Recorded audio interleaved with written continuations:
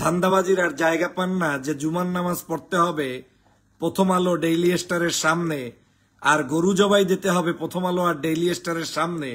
এই গরু জবাই এবং জুমার নামাজ যে আপনার কোনো উপকারে আসছে না, রাষ্ট্রের কোনো উপকারে আসছে না, বরং রাষ্ট্রটাকে একটা মৌলবাদী রাষ্ট্র হিসেবে।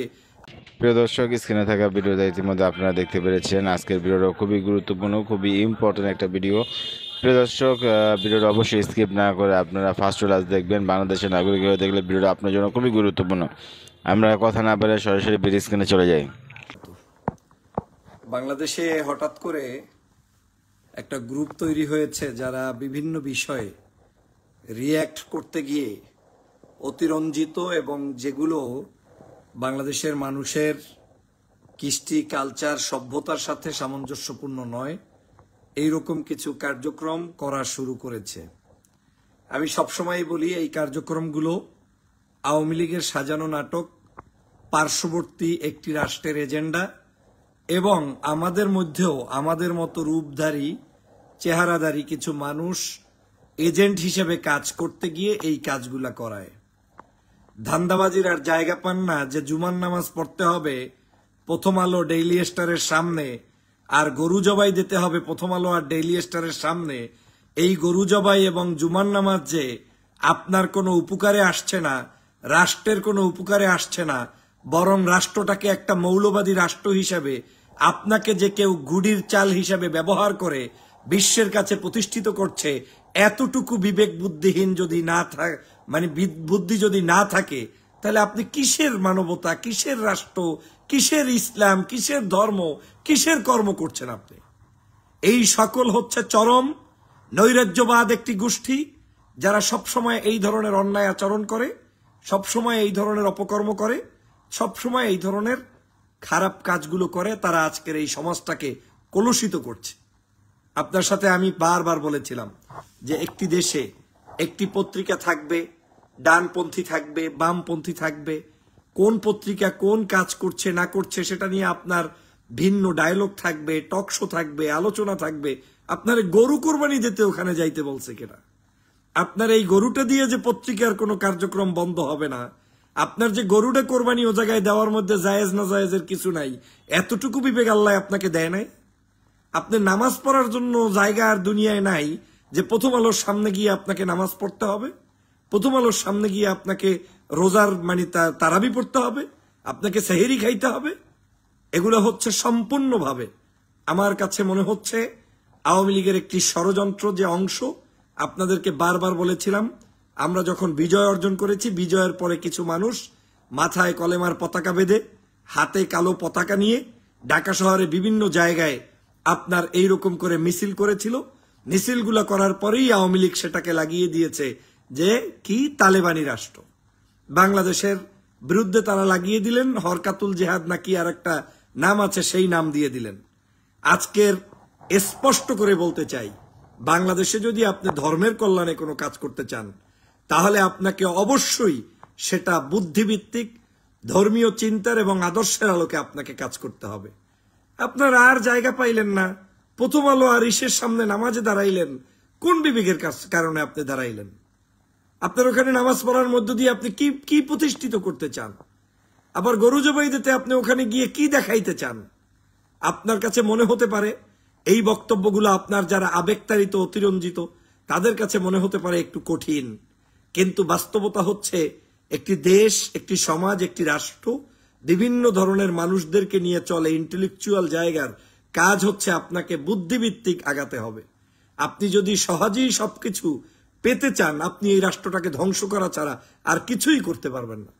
100% এই রাষ্ট্রটাকে ধ্বংস করবেন। আপনার কি বৈষম্য বিরোধী আন্দোলনের কোন নেতারা গরু জবাই দিতে গেছে? বৈষম্য বিরোধী আন্দোলনের কোন নেতারা ওখানে গিয়ে জুমার নামাজ পড়ছে? জামাত ইসলামের কোন নেতা ওখানে জুমার নামাজ পড়ছে? ইসলামী শাসনতন্ত্র আন্দোলনের কোন নেতা ওখানে জুমার নামাজ পড়ছে?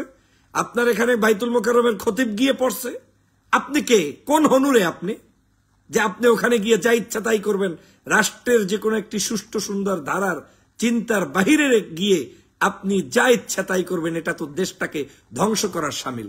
আর এটা মূলত আপনি করছেন না, আপনার আবেগ নিয়ে খেলা হচ্ছে, আপনি টের পাচ্ছেন না। আপনার আবেগটা নিয়ে খেলছে এমন একটা গোষ্ঠী যেই গোষ্ঠীতে আপনাকে বুঝতে দিবে না, আপনার পক্ষে জ্বলন্ত জ্বলন্ত ভিডিও দিবে, আপনার পক্ষে জ্বলন্ত জ্বলন্ত উজ্জীবিত করবে, আপনাকে এমন ভাবে স্পিরিট যোগাবে, মনে হবে যেন তার চাইতে একেবারে নায়েবে রাসূল আর কেউ নাই, কিন্তু সে যে একজন ভারতের তাবেদার এবং দালাল এবং এজেন্ট। ওই এজেন্ট আপনাকে দিয়ে এগুলো করাচ্ছে যাতে করে বিশ্ববাসীকে দেখাতে পারে যে বাংলাদেশের একটা পত্রিকা অফিসের সামনে গরু কোরবানি দেয়, বাংলাদেশের একটা পত্রিকা অফিসের সামনে মিছিল দেয়, নামাজ পড়ে। অর্থ হচ্ছে এই দেশে জঙ্গিবাদ, এই দেশে মৌলবাদ, এই দেশে সহনশীল কোনো মানুষের বসবাস নাই। এই সব করানোর জন্যই আজকের কিছু মানুষ উঠে পড়ে লেগেছে। আমি মনে করি আপনাদের যদি ইন্টেলেকচুয়াল বুদ্ধি থাকে, আপনার যদি মনে হয় যে আপনারা কোনো ভালো কিছু করতে পারবেন, আপনি আপনার বুদ্ধি নিয়ে, আপনি আপনার জ্ঞান দিয়ে, আপনি আপনার রাজনৈতিক শিষ্টাচার দিয়ে আপনি আপনার পরিবেশ তৈরি করুন, যেখানে বাংলাদেশের অনৈক্যের ছড়াছড়ি, নিজের দলের মধ্যে নিজের কোনো ঐক্য নাই, 5টা 7টা দলের মধ্যে একজন আর একজনের সাথে মারামারি, নিজেরা পারে না এতদিন পর্যন্ত 16 বছর পর্যন্ত নির্যাতিত, অপমানিত, অপদস্থ। সেই কঠিন পরিস্থিতিতে বৈষম্য বিরোধী ছাত্র আন্দোলনের নেতৃত্বে সারা দেশের মানুষ যখন ঐক্যবদ্ধভাবে এই দেশটাকে আমরা আজকের মুক্ত করেছি, মুক্ত করার সাথে সাথে আপনি ওদের ফাঁদে পাড়া দিয়ে রাস্তায় নামলেন।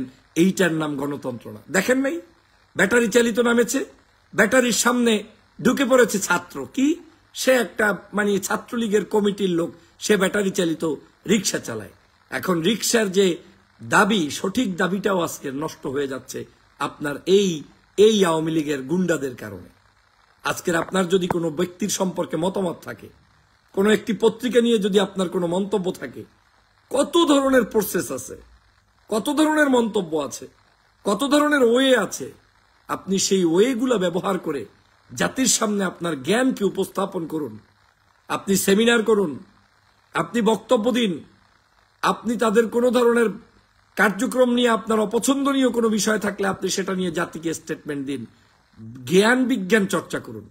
গরু জবাই দিতে আপনাকে কেটে যাইতে বলছে প্রথম আলোর সামনে, জুমার নামাজ পড়তে আর ওই কি বলে আপনাকে নামাজ ওখানে দাঁড়িয়ে পড়তে কে বলছে আপনাকে? কোন ইমাম সাহেব বলছে? বলেন, আমাকে চ্যালেঞ্জ দেন। আমি নিশ্চিত এই বাংলাদেশের সিংহভাগ ইসলামপন্থী রাজনৈতিক দলের সাথে আমার ব্যক্তিগত সুসম্পর্ক রয়েছে। আমি জানি যে তারা কেউ আপনাকে এটা পারমিট করে নাই। এটা একটি ষড়যন্ত্রের অংশ, এবং যেই মানুষগুলো এখানে যুক্ত হচ্ছে এই মানুষগুলো বুঝে হোক না বুঝে হোক একটি দালাল ষড়যন্ত্রের চক্রের সদস্য হিসেবে এখানে সংযুক্ত হয়েছে। মনে রাখতে হবে, আপনার সবকিছুই যদি আপনার মতো করে হয় সেটার নাম রাষ্ট্র নয়। এই দেশ আপনার মতো করে চলার জন্য হয় নাই। আপনার জন্য যেদিন হবে সেদিন আপনি করবেন। এই দেশ এখনো স্বাধীন। এই দেশ যে যার মতো চলছে, এ দেশে সবই তো আছে। আপনি আজকে বলবেন এইটা, কালকে বলবেন সিনেমা হল থাকবে না, পরশু বলবেন নায়ক নায়িকা গান করবে না, অমুকে এটা করবে না। কেন? আপনার জন্য। এই রাষ্ট্রের সবই ব্যবস্থাপনা রেখেই আপনার ভালো কাজগুলোকে এগিয়ে নিয়ে যেতে হবে। আপনি যা ইচ্ছে তাই তো করতে পারবেন না।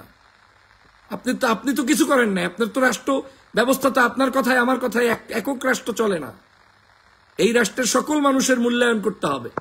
হ্যাঁ, আমি আমার জায়গা থেকে আদর্শ প্রচার করব, কিন্তু এই কাজগুলো যারা করছেন আমি নিশ্চিত করে বলতে পারি আগামী 1-2 সপ্তাহের মধ্যে আপনার ওই গরুর ছবি যার দরকার সে ছবিটা তুলে নিয়ে গেছে আজকেই।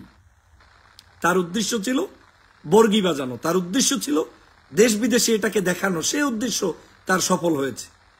এটা নিয়ে আগামী 3 দিন 5 দিনের মধ্যে দেখবেন ইন্টারন্যাশনাল নিউজ যে এখানে গরু কোরবানি দেয় পত্রিকার সামনে। এই দেশটা ধ্বংস হয়ে গেছে। এখানে পত্রিকার কোনো লেখালেখি করা যায় না। এখানে কবি সাহিত্যিক সাংবাদিকদের কোনো জায়গা নাই। আপনাদের এই অস্থির পাবলিকদের জন্যই আজকের বাংলাদেশের এই দুর্দিন। এই বাংলাদেশকে যদি সাম্যের বাংলাদেশ গড়তে চান, ধৈর্য যেমন থাকতে হবে, ব্যক্তি জীবনে আপনি কতটুকু আদর্শবাদী সেইটা চেষ্টা করেন। কতজন মানুষকে হক পথে চালান, নিজের পরিবারকে কিভাবে জীবনযাপন করছেন, কতটুকু নিজে সৎ। খালি মুখে মুখে আপনি স্লোগান দিয়ে রাষ্ট্র ব্যবস্থার পরিবর্তন করে ফেলবেন। কি করেছেন 16টা বছর? 16 বছর আপনার কি কন্ট্রিবিউশন আছে? আপনি বাংলাদেশের মানুষের মুক্তির জন্য 16 বছর পর্যন্ত কি করতে পেরেছেন? আজকের মুক্তি হয়ে গেছে, এখন বাইতুল মোকাররমের সামনে হাঁটতে পারি না, সারাক্ষণ গলায় আর মাথায় আর হাতের মধ্যে কলেমা নিয়ে ঘুরলেই সেটার নাম ইসলাম না। এসব ধান্দাবাজি ইসলাম বন্ধ করেন। এগুলো কোনোদিনই সত্যিকার ইসলামের কোনো কাজ হতে পারে না।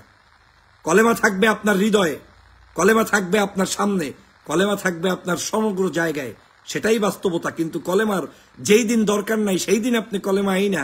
12 মাসের কলেমার 12টা বাজানোর জন্য যারা এরকম নেমেছেন তারা কলেমার বন্ধু নয়। ব্যক্তি জীবনে নিজেকে প্রশ্ন করুন, আপনার এত কলেমা পছন্দ, আপনি জামাত ইসলামে যোগ দেন না কেন? আপনি শাসনতন্ত্র আন্দোলনে যোগ দেন না কেন? আপনি আল্লামা মামুনুল সাহেবের মুরিদ হন না কেন? খোঁজ নিয়ে দেখবেন এদের কারোর সাথে কোনো সম্পর্ক নাই। এরা ব্যক্তি জীবনেও বখিল। জিজ্ঞেস করবেন তোমার পীরের নাম কি নাই, তোমার দলের নাম কি নাই, তাহলে তুমি করো কি? তুমি নিশ্চয়ই কারো না কারো এজেন্ট কিংবা দালাল হিসেবে এখানে এসেছো। অতএব এই সকল ধান্দাবাজি করার কোনো সুযোগ নাই। এদেশের সব পন্থী মানুষদেরকে আমি চিনি। এই মানুষরা আমার ধর্মকে কটূক্তি করছে, এই মানুষরা আমার বাংলাদেশের মানুষদেরকে ধ্বংসের দ্বার প্রান্তে নিয়ে যাবে এবং এই দেশটাকে আজকের এই রকম করে শেষ করে ফেলবে। প্রিয় সহযোদ্ধা ভাইরা, এটা একটা বিশাল চক্রান্ত। আপনাদেরকে বুঝতে হবে স্পষ্ট চক্রান্ত। আপনি দেখেছেন না, আওয়ামী লীগ শেখ হাসিনা ইতিমধ্যেই বলা শুরু করেছে হিজবুত তাহরির দখল করে নিয়েছে। কোথায় হিজবুত তাহরির দখল করে নিয়েছে? তার অর্থ হচ্ছে আওয়ামী লীগ প্ল্যান করে কিছু মানুষকে এমনভাবে নামিয়েছে যাদেরকে নামানোর মধ্য দিয়ে তাদেরকে দিয়ে হিজবুত তাহরিরের কার্যক্রমটা পৃথিবীতে প্রচারের জন্যই এই কাজটা করেছে। অর্থ হচ্ছে আপনার হাতে একটা কলেমা আলা ছবি না দিলে আপনাকে তো মানুষ বলবে না যে আপনি হরকাতুল জেহাদ না হিজবুত তাহরির না কোন দলের। এটা তো পাবলিক বুঝবে না। এটা বুঝানোর জন্য ওই কাজ করছে। পাবলিক বুঝবে না আপনাকে প্রথম কিসের।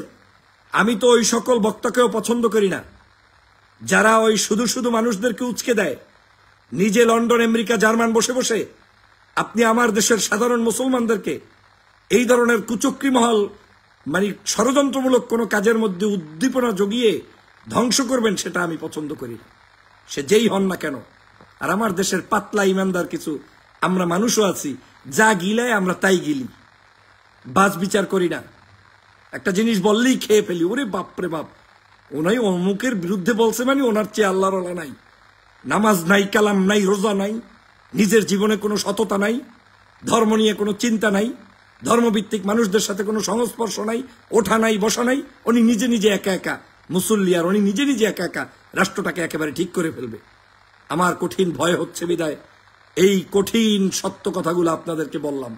আওয়ামী লীগের ষড়যন্ত্র নিয়ে সজাগ যদি না থাকেন তাহলে এই বাংলাদেশে প্রত্যেক দিন এই কাজ ঘটাবে, প্রত্যেক দিন ঘটাবে। কয়দিন পর পূজা মণ্ডপের সামনে যাইয়া একটা গরুলই খারাই যাইব অসভ্যগুলো।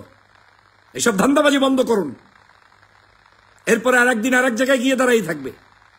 এগুলার নাম ধর্ম নয়, এগুলার নাম প্রতিবাদ নয়, এগুলার নাম হচ্ছে বাংলাদেশের মানুষকে ধ্বংস করার জন্য এবং এদেশের সহনশীল পরিবেশটাকে শেষ করার জন্য কিছু মানুষের কুচক্রীপনা। আমি বলছি না যে সবাই ভুল করে, কিছু মানুষ আবেগেই করে, মনে করে এটার চেয়ে ভালো কাজ আর কি হতে পারে। আর কিছু মানুষ আছে ওই আবেগী মানুষদেরকে ব্যবহার করে।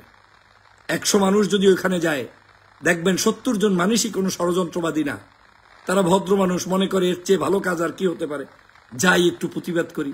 নিজেও জানে না যে ওইখানে কি কারণে প্রতিবাদ করতে গিয়েছে।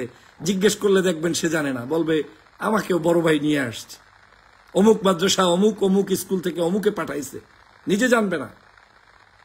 আজকের এই মানুষগুলোকে ব্যবহার করছে।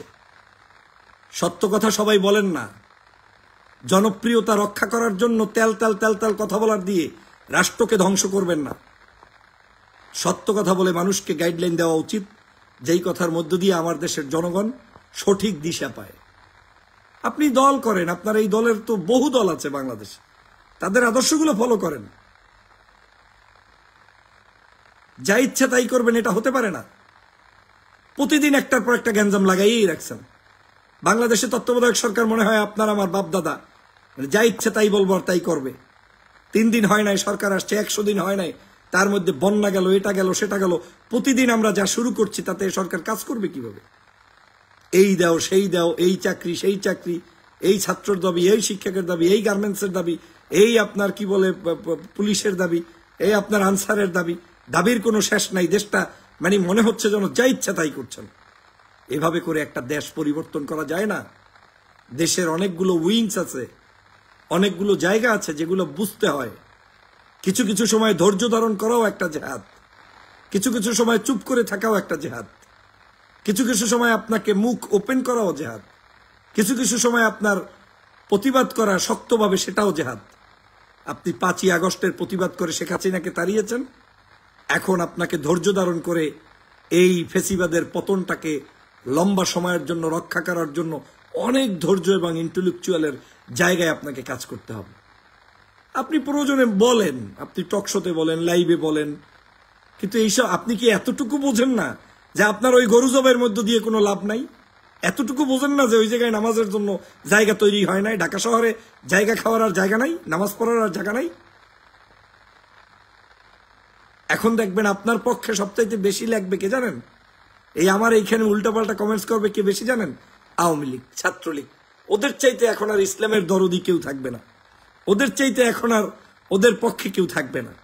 ওদের চাইতে এখন আর এই আন্দোলন সংগ্রামের পক্ষে কেউ থাকবে না, কারণ ওরা এই সুযোগটার অপেক্ষায় বসে আছে। ওরা এই ধান্দালি করতে চায়। ওরা চায় যে কোনো মূল্যে বাংলাদেশের একটা পরিবেশ পরিস্থিতি বিনষ্ট হোক এবং সেটার উপর ভিত্তি করে তারা এই দেশে আবার একটি ষড়যন্ত্র করুক। অতএব আমি স্পষ্ট ভাষায় বলতে চাই, আওয়ামী কোনো ষড়যন্ত্র এই বাংলাদেশে হতে দেওয়া হবে না। দাড়ির নামেও না, টুপির নামেও না, ইসলামের নামেও না, কলেমার নামেও না। ওগুলা নাম বিক্রি করে তারা ইসলামের কেউ না। আজীবন ইসলাম ঠেকিয়েছে, আজীবন ধর্মভিত্তিক দলগুলোকে নিষিদ্ধ করেছে, আজীবনে দেশের ইসলাম প্রিয় মানুষগুলোকে জেলে নিয়েছে। কোথায় ছিলেন তখন? একটা মিছিল পর্যন্ত আপনি আমি অনেক সময় করতে পারি নাই, সেটা আপনাদের ব্যর্থতা, আমাদের ব্যর্থতা। কিন্তু আজকের একদিনে আপনি সবকিছু কায়েম করে ফেলাইবেন, এসব কে বলছে আপনাকে? আমি তীব্রভাবে নিন্দা জানাই এবং যুব সমাজকে সতর্ক হওয়ার আহ্বান জানাই, এবং এই ধরনের যারা আপনাদেরকে আবেগ নিয়ে খেলা করবে তাদের ব্যাপারে আপনাদেরকে সতর্ক হওয়ার আহ্বান জানাই। এর মানে এই না যে আমি এই যে কথাগুলো বললাম তার মানে অমুককে সমর্থন করা না। আমার কার্যক্রম আর আপনার কার্যক্রম এক হবে না। ইন্টেলেকচুয়াল পিপলরা রিয়াকশন দেয় না সবসময়।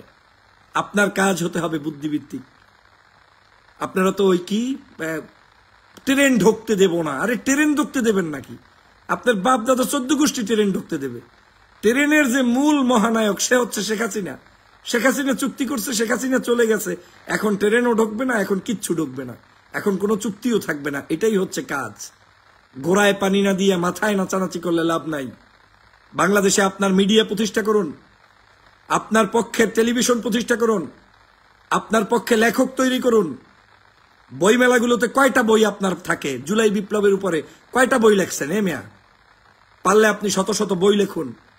আপনি ভ্রাম্যমান লাইব্রেরি বানান। আপনি প্রত্যেকটা মোড়ে মোড়ে আপনার কি বলে জুলাই বিপ্লবের স্মৃতি বিচরিত আমাদের ভিডিও প্লে করুন। জনগণের মগজে মননে জিনিসগুলো সবার আগে ঢুকাতে হবে। এদেশে একটা জিনিস কি কিছু কিছু না ঢুকাইয়া শুধু শুধু একটা জিনিসের মাঝখানে আইসা এইটা দিয়ে কোনো অ্যাচিভমেন্ট হয় না, বরং আপনি যেটা করতে চাচ্ছেন সেটা দিয়ে ক্ষতি হয়। বাংলাদেশের সাহিত্য সংস্কৃতি, এদেশের প্রত্যেকটি মানুষের চিন্তাধারা, আমাদের এই দেশের মানুষের সুস্থ ধারার সবকিছুই চলমান থাকবে এবং আমাদেরকে সুন্দর পদ্ধতিতে এগিয়ে নিতে হবে। আমরা একটা জিনিস খুব ভালোবাসি, বিদেশের অনেক কিছু প্রশংসা করি, কিন্তু ওই দেশের কোনো কিছু আমরা অ্যাকসেপ্ট করি না।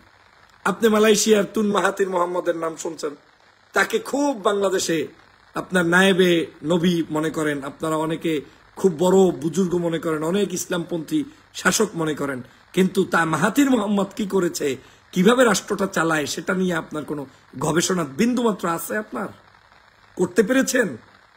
সম্পূর্ণ মাত্র 50-55% মুসলমান, চাইনিজ অধ্যুষিত একটা এলাকা, অধিকাংশ ব্যবসা বাণিজ্য তাদের, হিন্দুরা পর্যন্ত বসবাস করে, সেই রাষ্ট্রে তিনি কিভাবে তার রাষ্ট্র ব্যবস্থা চালায় আমাদের সেটা জ্ঞান অর্জন করতে হবে।